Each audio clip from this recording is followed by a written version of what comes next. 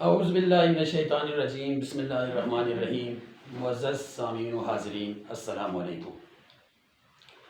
سووا education for all channel میں ایک نئے ٹاپک یعنی فلسفہ ایک تعارف کے ساتھ میں ہوں فداء الرحمان، ڈائریکٹر شہید اسامہ واڑہ ایجوکیشن اکیڈمی چترال، اور میرے ساتھ تشریف فرما ہے معروف ماہر تعلیم نوجوان محقق علمگیر بخاری صاحب۔ تو آج ہم اس پروگرام میں بات کریں گے فلسفہ کے حوالے سے کہ فلاسفی کیا ہے۔ بیسیکلی فلاسفی یونانی زبان کا لفظ ہے اور جو دو ٹرم سے ڈرائیو ہوا ہے، فیلو صوفیہ۔ فیلو کا معنی ہے محبت، فیلو کا معنی ہے پیار، صوفیہ کا معنی ہے حکمت، یعنی علم سے پیار۔ وہ قوم ہمیشہ دنیا میں ترقی کے منازل طے کی ہیں جو علم سے محبت کی ہیں، جو علم سے پیار کی ہیں۔ فلسفہ کو تعریف کے کوزے میں ہم بند نہیں کر سکتے کیونکہ فلسفہ ایک وسیع علم ہے۔ فلسفہ علم و آگاہی کا علم ہے۔ فلسفہ ایک ہمگیر علم ہے جو وجود کے اغراض اور مقاصد دریافت کرنے کی کوشش کرتا ہے۔ اگر دنیا میں دیکھا جائے تو عموماً فلسفہ کو ام العلوم بھی کہا جاتا ہے، یعنی تمام علوم کی ماں۔ فزکس ہو، ریاضی ہو، لسانیات ہو، مذہب ہو، سیاست ہو، قانون ہو، تاریخ ہو، لینگویجز ہو، یہ تمام کے تمام علوم جو ہے ان سب کا تعلق، ان کا اپنا ایک الگ فلسفہ ہوتا ہے۔ کسی بھی مظہر کے حقائق تک منطقی یا مشاہداتی بیان کو فلسفہ کہا جاتا ہے۔ جس طرح دماغ کا فلسفہ ہوتا ہے، دل کا فلسفہ ہوتا ہے، عشق کا فلسفہ ہوتا ہے، محبت کا فلسفہ ہوتا ہے۔ اور فلسفہ اتنی وسیع علم ہے کہ کائنات کا ہر علم بالواسطہ یا بلا واسطہ فلسفہ سے تعلق رکھتا ہے۔ تو آج کے اس پروگرام میں میرے ساتھ تشریف فرما ہے نوجوان محقق محمد علمگیر بخاری صاحب۔ تو علمگیر بخاری صاحب سے گزارش کروں گا کہ فلسفہ کے بارے میں وہ اپنی خیالات جو ہے وہ ناظرین کے ساتھ شیئر کریں، کیونکہ معزز حاضرین ناظرین، آپ کو معلوم ہے کہ فلسفہ جو ہے اس کو ہم تین اسٹیج میں ہم ڈسکس کر سکتے ہیں۔ اور فلسفہ کا جو پہلا اسٹیج ہے وہ اس کی تھیمز ہے، اور اس کے بعد دوسرا جو اسٹیج ہوتا ہے فلسفہ کا وہ اس کی تاریخ ہے، اور اس کے ساتھ ساتھ جو ہے فلسفہ کی جو تیسری اسٹیج ہے جس کو ہم میتھڈ کہتے ہیں فلسفے کی۔ تو آج کے اس پروگرام میں ہم جسٹ فلسفے کی انٹروڈکشن کے بارے میں بات کرتے ہیں، اور اگلے پروگرام میں ہم تھیمز کے بارے میں بات کریں گے، اس کے بعد جو ہے فلسفے کی تاریخ پر بات کریں گے۔ جی علمگیر بخاری صاحب، آپ اپنے خیالات کا اظہار کریں۔ بہت شکریہ فداء الرحمان صاحب، جس طرح آپ نے انٹرو میں کافی تفصیل کے ساتھ یہ ڈسکس کیا کہ فلسفہ کیا ہے۔ میں بھی تھوڑا سا اس میں ایڈ کروں گا، پھر ہم اس کے اسکوپ اور دوسری چیزوں کو ڈسکس کریں گے۔ سب سے بنیادی بات یہ ہے کہ جب سے انسان نے شعوری دنیا میں قدم رکھا ہے تو شعور کی پہلی حرکت خود شعوری سے شروع ہوتا ہے کہ میں کون ہوں۔ بالکل۔ اس کے علاوہ انسان کو ارد گرد جو کچھ نظر آ رہا ہے، یہ دنیا کیا ہے، اس کی حقیقت کیا ہے، یہ سب سے بنیادی تصورات اور خیالات ہیں جن سے انسان کو واسطہ پڑا ہے جب سے اس نے شعوری دنیا میں یا شعوری زندگی میں اس نے قدم رکھا ہے اور شعوری زندگی میں اس نے اپنا سفر شروع کیا ہے۔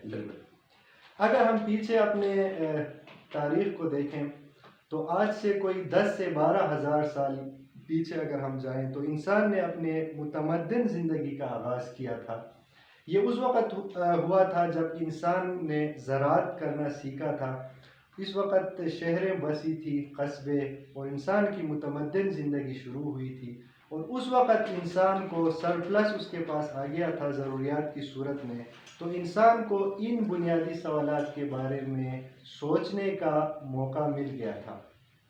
اس سے پہلے بھی انسان علمگیر صاحب، میں تھوڑا سا آپ کو یہاں کرتا ہوں کہ اس کا مطلب یہ ہے کہ جب انسان تہذیب کی میدان میں قدم رکھا تو وہ بغیر علم کے تہذیب کے میدان میں ترقی نہیں کر سکتا۔ تو اس کا مطلب یہ ہوا کہ جب انسان تہذیب کی تاریخ کی اور ہم دیکھیں گے تو تہذیب کی تاریخ جو ہے وہ دراصل میں علم کی تاریخ ہے، انسانی شعور کی تاریخ ہے۔ بالکل۔ اس سے پہلے بھی انسان کے پاس علم تھا، لیکن وہ علم جو تھا وہ اس کی بنیادی ضروریات کے ارد گرد محدود تھا. لیکن متمدن زندگی میں انسان نے اس علم کو اپنے زندگی کے لیے ایک گائیڈنگ پرنسپل کے طور پہ اس کو بنایا. مثلا اگر آپ یہ دیکھیں کہ اس وقت انسان اس کائنات کو سمجھنے کی جو کوشش کر رہا تھا وہ اساطیر کی صورت میں تھا، میتھیوس. اور اس کے بعد متمدن دنیا کے اندر آ کر انسان نے عقل کے ذریعے ان کائنات کے مسائل کو حل کرنے کی کوشش کی.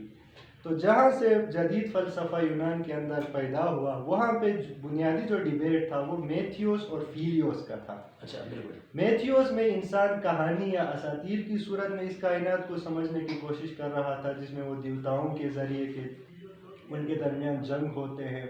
تو جتنے بھی جو فینومینا ہمارے ارد گرد ہیں ان کو ایکسپلین کرنے کے لیے انسان ان اساطیر کا سہارا لے رہا تھا. ایک طرف ہوتا، دوسری طرف ایک ایسا مکتبہ فکر پیدا ہو گیا تھا جو کہ منظم انسانی فکر کو استعمال کرتے ہوئے اس کائنات کو ایکسپلین کرنے کی کوشش. تو یہ فیلیوس والے تھے. جو میتھیوس ہے وہ بھی ساتھ ساتھ چل رہے تھے، لیکن فیلیوس باقاعدہ ایک ڈسپلن بن گیا. پہلی مرتبہ پلیٹو نے اکیڈیمیا کے اندر، پھر ارسطو نے لیسیم کے اندر جا کے اس کو ایک باقاعدہ ایک سبجیکٹ کے طور پر، ایک ڈسپلن کے طور پر متعارف کرایا کہ اس کائنات کو اور اس میں موجود انسانی زندگی کو سمجھنے کے لیے انسان اپنے ریزن کا اور مشاہدے کا استعمال کیسے کر سکتا ہے.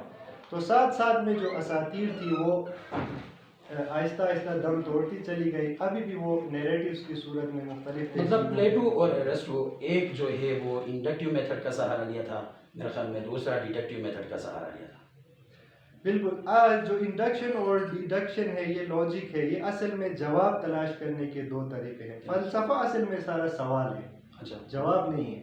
فلسفے کے اندر صرف جو لاجک ہے، منطق، اس میں جوابات ہوتے ہیں. باقی میٹا فزکس میں بھی، ایپسٹیمولوجی میں بھی، انٹالوجی میں بھی، ایکزیالوجی میں بھی، اس سارے ڈسپلن کے اندر انسان صرف سوال پوچھتا ہے کہ میں کون ہوں، کائنات کیا ہے، کائنات کی حقیقت کیا ہے، ویلیو گڈ کیا ہے، بیوٹی کیا ہے. تو اس میں صرف سوالات، انسان کی قدرت کیا ہے، زندگی کا مقصد کیا ہے. بالکل. تو یہ تھوڑا سا اس کا وہ بیک گراؤنڈ ہے. اگر ہم فلسفے کے اسکوپ کو سمجھنا چاہیں تو جس طرح آپ نے بھی کافی تفصیل سے اس پہ بات کی، تو بنیادی طور پہ ایک یہ ہے کہ انسان کائنات کے بارے میں جاننا چاہتا ہے. کائنات کے بارے میں جو سوال ہے کہ اس میں ریئلٹی، حقیقت کہاں ہے، کیا اصل چیز مادہ ہے یا انسان کا خیال ہے. تو ایک یہ ہے کہ اس میں ہم کائنات کے بارے میں سمجھنے کی کوشش کرتے ہیں. دوسرا انسان کے وجود کے بارے میں سوالات ہیں، وہ انٹالوجی میں ڈسکس ہوتے ہیں کہ کیا انسان کا وجود مادی ہے، کیا انسان ایک روحانی وجود ہے. اس قسم کے جو سوالات ہیں، کیا خیال پہلے آتا ہے یا وجود پہلے آتا ہے، یہ سوالات انٹالوجی کے اندر آتے ہیں. تو یہ دونوں ملا کے اس کو ہم میٹا فزکس کہتے ہیں. تو میٹا فزکس میں جو کہتے ہیں نا بگ کویسچنز، بڑے بڑے سوالات کہ دنیا کیا ہے، کائنات کی حقیقت کیا ہے، انسان کی حقیقت کیا ہے، یہ بڑے سوالات میٹا فزکس میں ڈسکس ہوتے ہیں.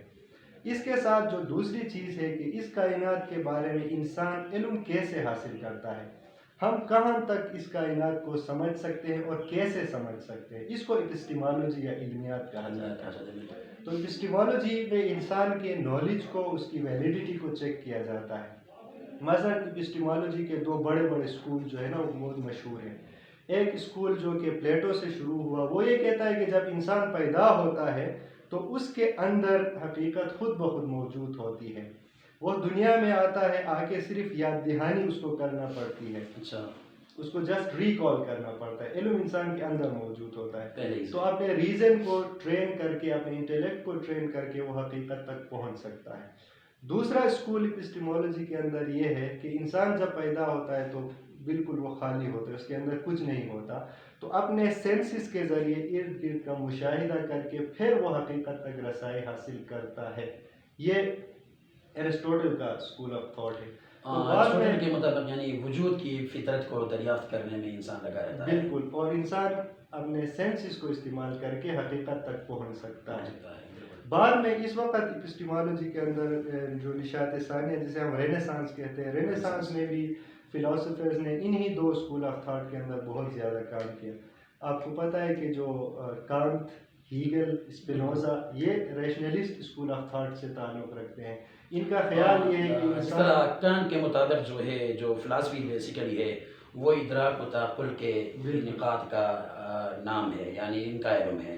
بالکل اس میں بالکل تعقل کا ذکر اس نے خاص طور پہ کیا. تو ان کا یہ بلیف ہے کہ انسان اپنے عقل کو استعمال کرتے ہوئے حقیقت تک پہنچ سکتا ہے.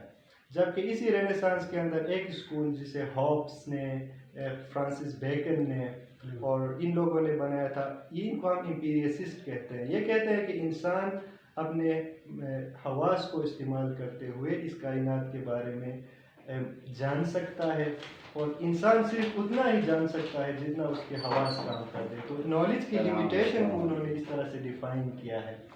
تو دوسرا اسکوپ جس کو ہم ڈسکس کر رہے تھے فلاسفی کے اندر، فلاسفرز یہ کوشش کرتے ہیں کہ کائنات کے بارے میں انسان کا علم ہم کیسے جان سکتے ہیں اور اس کی لمیٹیشن کیا ہے اور ہماری نالج کی ویلیڈیٹی کیا ہے، یہ دوسرا ہے.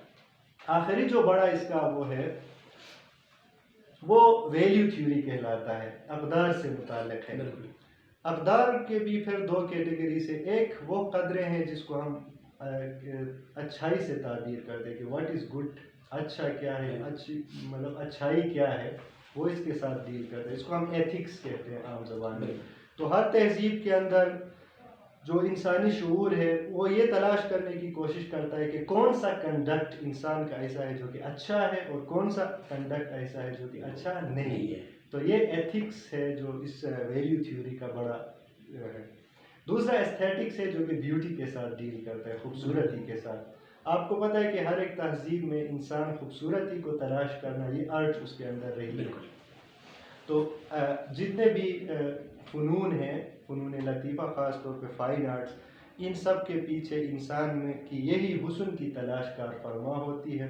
اور اس ایستھیٹکس کے اندر، اس فلسفے کے اندر اس چیز کو ڈسکس کیا جاتا ہے کہ حسن کیا ہے، کیسے پیدا ہوتا ہے، کیا یہ آبجیکٹیو ہے یا سبجیکٹیو ہے، کیا کائنات میں حسن موجود ہے یا حسن دیکھنے والے کی آنکھ میں ہے.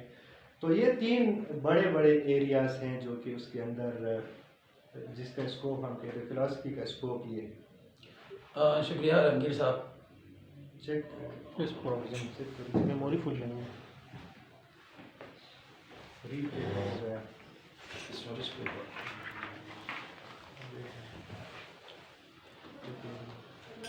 اچھا کنکلوڈ کو وہ شو کر میموریز میں.